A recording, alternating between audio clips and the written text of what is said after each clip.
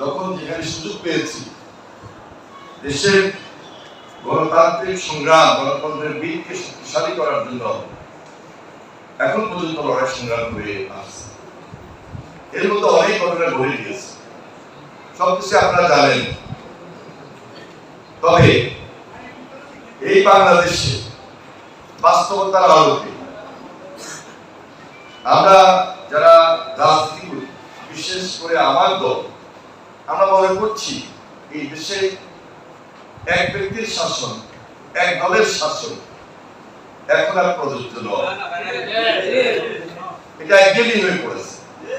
এখান থেকে আমাদেরকে বের হয়ে আসতে হবে, কারণ এক ব্যক্তির শাসনে, একদলীয় শাসনে, একদলীয় শাসনে একটা ফ্যাসিবাদী রূপ নেয়, একটা কর্তৃত্ববাদী রূপ নেয়, একটা স্বৈরাচারী মনোভাবের আকাঙ্ক্ষা নিজের মধ্যে জন্মে দেয়।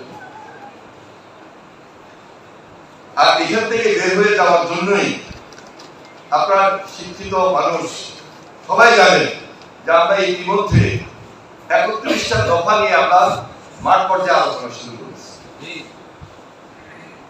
এই 31 দফার মধ্যে সেখানে দ্বিকক্ষ বিশিষ্ট পার্লামেন্টের কথাই সবচেয়ে উল্লেখযোগ্য।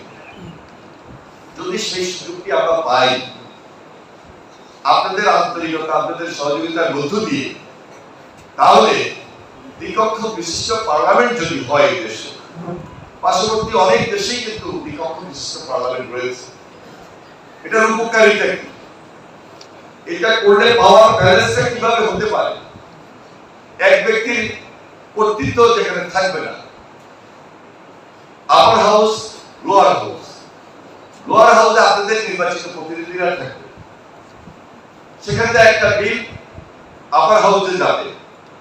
এই বিলটা যদি সংশোধন করতে হয়, আপার হাউসে সেটা আলোচনা হবে।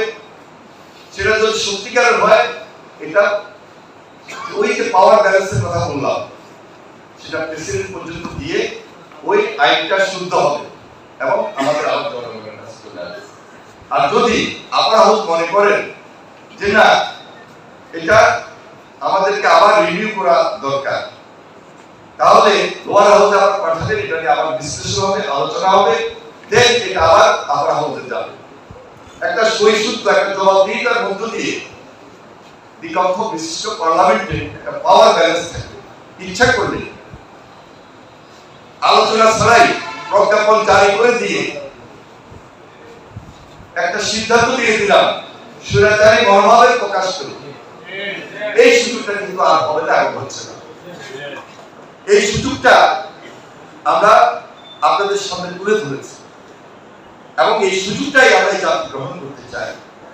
তাহলে আজকে যে দাবিটা আমাদের সামনে দিয়েছে, তখন এই দাবিটা আসবে না, এই দাবিটা দিতে হবে না, কারণ আপার হাউসে আপনাদের সরাসরি প্রতিনিধি থাকবে, শিক্ষকদের প্রতিনিধি থাকবে, ডাক্তারদের প্রতিনিধি থাকবে, ইঞ্জিনিয়ারদের প্রতিনিধি থাকবে, পেশাজীবীদের প্রতিনিধি থাকবে, রাজনীতিবিদদেরও প্রতিনিধি আবার সেখানে থাকবে। এই যে প্রশাসন, এই যে আইনশৃঙ্খলা বাহিনী, তাদের প্রতিনিধি থাকবে। তাহলে এই যে শ্রেণীভিত্তিক প্রতিনিধি যদি আপার হাউসে থাকে, দাবিগুলো কিন্তু সেখানেই উঠবে। আমার এই গ্রামে গঞ্জে বসে এই আলোচনা করার আর বেশি প্রয়োজন পড়বে না। এখন আসেন, আপনারা যারা শিক্ষক, এখন পর্যন্ত আমি যেটা দেখছি ব্যক্তিগতভাবে,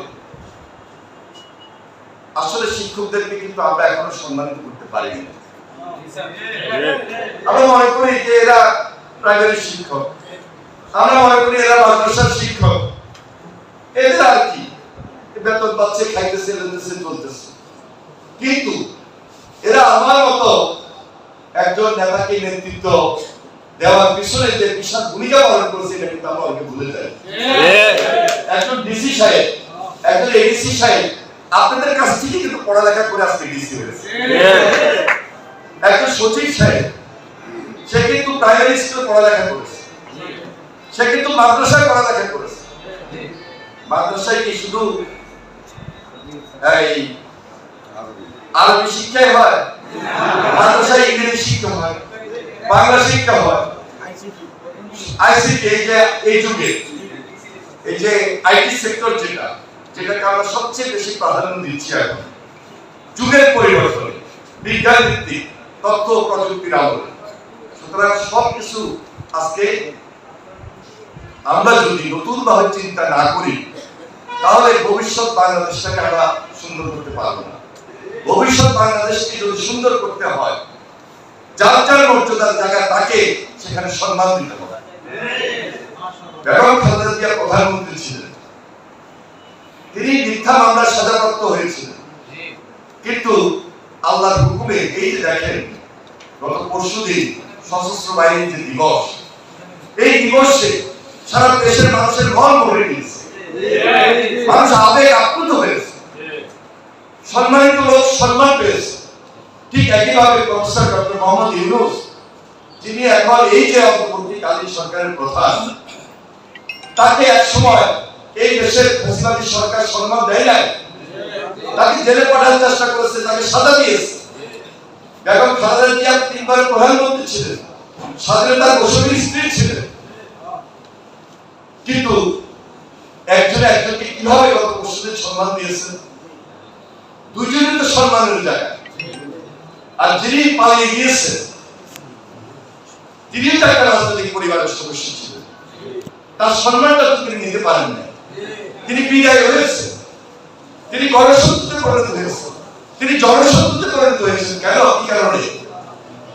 কারণ তিনি বেগম খালেদা জিয়াকে সম্মান দিতে পারেন নাই, তিনি প্রফেসর ডক্টর মোহাম্মদ ইউনূসকে সম্মান দিতে পারেন নাই, তিনি মিথ্যা মামলা দিয়ে সাজা দিয়েছেন, যার কারণে তিনি বাধ্য হয়ে এই দেশ ছেড়েছেন, পালিয়ে গিয়েছেন। তাহলে একটা রাজনৈতিক পরিবারের সদস্য তার পিতাকেও সম্মান দিতে পারে নাই, তার দলকেও সম্মান দিতে পারে নাই, বাংলাদেশের মানুষকেও সম্মান দিতে পারে নাই বলেই জনশত্রুতে পরিণত হয়ে আজকে দেশ ছেড়েছেন, পালিয়ে গিয়েছে। এখন এই দেশে দ্বিতীয় বিপ্লব, দ্বিতীয় স্বাধীনতা, ছাত্র জনতার গণ আন্দোলনের মধ্য দিয়ে আমরা সবাই একটা নতুন আশা, আকাঙ্ক্ষা, নতুন ভবিষ্যৎ, নতুন বাংলাদেশ দেখতে পাচ্ছি। এই নতুন বাংলাদেশ কারিগর হলো এই শিক্ষকরা, এই ছাত্ররা। আমরা আপনাদের থেকে যেটা শিখেছি সেটাই বলছি, অন্য কিছু করি না। তাহলে আপনাদেরকে আপনাদের জায়গায় আমরা ছোট করে ভবিষ্যতে রাখবো, এই পরিকল্পনা থেকে বের হয়ে যাওয়ার জন্যই আমাদের ভারপ্রাপ্ত চেয়ারম্যান জনাব তারেক রহমান আজকে 31 দফা আপনাদের সামনে নিয়ে এসেছে। এই 31 দফার মধ্যে এক ব্যক্তির শাসন থাকবে না, এই 31 দফার মধ্যে পাওয়ার ব্যালেন্স থাকবে, শিক্ষকদের প্রতিনিধি থাকবে, সেখানে স্বাস্থ্য সবার জন্য শিক্ষা, মুক্তিযোদ্ধাদের প্রতি সম্মান, প্রশাসনের প্রতি সম্মান, প্রশাসনের করণীয় কি, ধারাবাহিক কি, রুটিন ওয়ার্ক কি, কাজ কি, প্রত্যেকটা জিনিস সংস্কারের কথা তিনি নিয়ে এসেছেন। তিনি জাতিসত্তার কথা নিয়ে এসেছেন, যেটা রেইনবো নেশনে পরিণত করে বাংলাদেশি আমরা বৌদ্ধ, খ্রিস্টান, হিন্দু, মুসলমান সবাই তো এক দেশ, সবাই তো বাংলাদেশ। যিনি কলকাতায় থাকেন তাকে তো আমরা বাংলাদেশি বলবো না, তাকে আমরা বাঙালি বলবো। আর যিনি আমরা এই দেশে বসবাস করি আমরা সবাই বাংলাদেশ। যাই হোক, আমরা সবাই নতুন বাংলাদেশ গড়ার জন্য আজকে উঠে পড়ে লেগেছি, এটা আমাদের চ্যালেঞ্জ। বিগত আন্দোলন সংগ্রামে যারা শহীদ হয়েছে তাদেরকে আমরা স্মরণ করছি, শ্রদ্ধা করে স্মরণ করছি। আমরা তো 15 বছর চেষ্টা করেছিলাম এই আন্দোলন থেকে বের হতে পারিনি, কিন্তু ছাত্ররা যখন আমাদের সঙ্গে কোটা বিরোধী, বৈষম্য বিরোধী আন্দোলনে একত্রিত হয়েছে, এই মেধাবীরা, তাদেরকে নিয়েই তো আমরা গোল পয়েন্টে যাওয়ার চেষ্টা করছি। সুতরাং যার যার অবস্থানকে যদি বড় করে না দেখি, মূল্যায়ন যদি না করি। আর একটা জিনিস আমি এখনো লক্ষ্য করছি, যেহেতু ভোট হয় নাই, হয়তো সামনে নির্বাচন হবে, কিছু সংস্কার আছে, সংস্কার শেষে নির্বাচন হবে, নির্বাচনের পরে জনপ্রতিনিধিরা আসবে, বিভিন্ন সেক্টরে, ইউনিয়ন পরিষদে আসবে, জেলা পরিষদে আসবে, উপজেলায় আসবে, পৌরসভায় আসবে, জাতীয় সংসদে আসবে। জনপ্রতিনিধি ছাড়া আমাদের ডিসি সাহেবরাও সমস্যা পড়ে যাবে। সব কাজ ডিসি সাহেবের উপরে চলে আসে, সব কাজ ডিসি সাহেবের উপরে চলে আসে। ইউনো সাইনগুলো চলে আসে। আর আমরা নিজেরাও এমন একটা প্রেসারে পড়ে যাই যে ইচ্ছা করলে আপনার যে দাবিটা এখন আমি সুপারিশ করতে পারি কতটুকু হবে কতটুকু হবে না, কিন্তু যখন আমি পার্লামেন্টে যেতে পারবো তখন আমার সেই সুযোগটা হবে। আমি আশাবাদ ব্যক্ত করছি ইনশাআল্লাহ এই বাংলাদেশে একটা জনগণের সরকার প্রতিষ্ঠিত হবে। আপনাদের প্রতিনিধি হিসাবে আমি অভিজ্ঞ ছিলাম, ভবিষ্যতে আপনাদের সহযোগিতা এই দায়িত্বটুকু গ্রহণ করার জন্য আপনাদের সহযোগিতাই কামনা করছি।